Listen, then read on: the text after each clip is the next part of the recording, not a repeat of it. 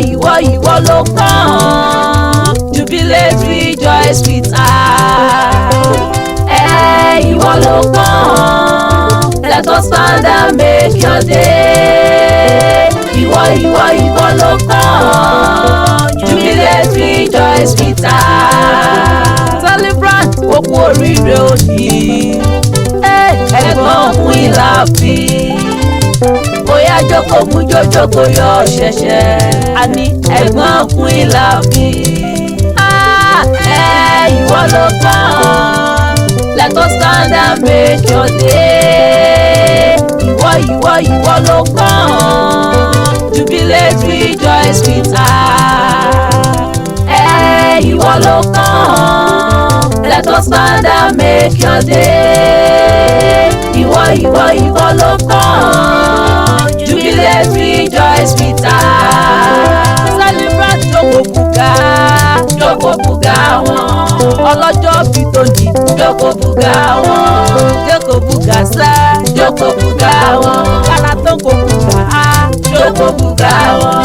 Ṣẹ́mọ̀ bùgà wọn. Ìwọ níre kan ó bùgà wọn. Ìwọ láyọ̀ kan ó bùgà wọn. Ìwọ lóríire kan sẹ́ ó bùgà wọn. Celebrate jókòó bùgà wọn. Sàlẹ̀ni tó ṣọjọ́ ìbí o. Aláṣẹ àti olùdarí Ogun 60 Shilling February. Aya Ògìdì Olúmọrákìyọ̀ Olúwabùsọ́lá ọmọ Ògúnpolúyì ẹ̀gbọ́n Olúwatóyìn Ògúnpolúyì níṣọdún fún tòní o. Wọ́n ìlàfin òun ló jẹ́ kí n kún fọ́pẹ́ tó jẹ́ kí n kún fáyọ̀ o. Kó lóríire àrídùnnú àríyàngàn tí sọjọ́ òbí fún tòní o. Èmi lọ́pẹ́ òun wá tọ́ sí lọ́jọ́ tòní o.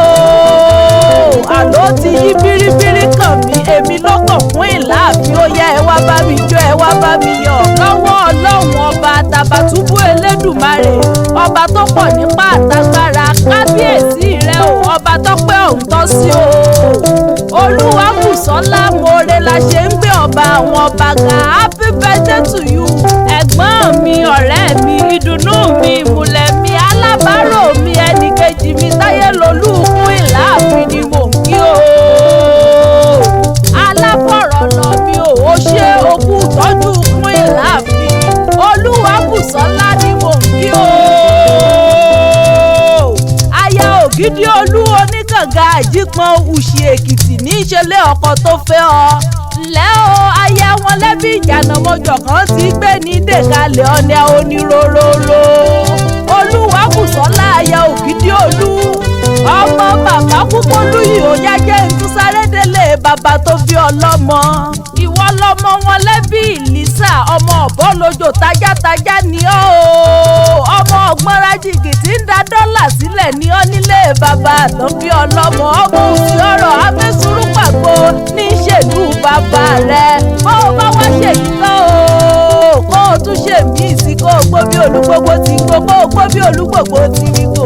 Ọkọ rẹ olólùfẹ́ rẹ Mọ́rákìyọ̀ Ògìdì Olú ó ní kí n bóun ṣe arẹwà òun ní pẹ̀lẹ́ o.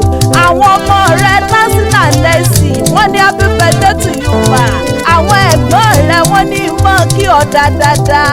Gbogbo àwọn ọmọọṣẹ́ tí ń bẹ nílé iṣẹ́ Ogun 60 Shilling February wọ́n ní mọ́ kí ọ pé bó o bá ṣe yìí tán wọ́n ní kó o tún ṣe mí sí ẹbí ọ̀rẹ́ ojúlùmọ̀ wọ́n ní o máa dámù kẹ́ńkẹ́. Ẹni tó wá rán mi níṣẹ́ tí mò ń jẹ́ o.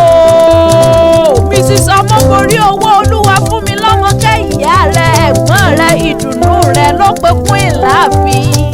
Bàbá wa bẹ̀rẹ̀ wípé talákéwé àrà tí ń pèdè fún ìlàfin lèmi jẹ́ o. À ń bẹ nítòsí ẹṣẹ́ àti pé wàkáwá bá yín gbá yẹyẹ yín lárugẹ. Celebrate jókòó bùgà wọn. Ọlọ́jọ́ bí tòní jókòó bùgà wọn. Jókòó bùgà sẹ́ jókòó bùgà wọn. Kára tó kò bùgà jókòó bùgà wọn.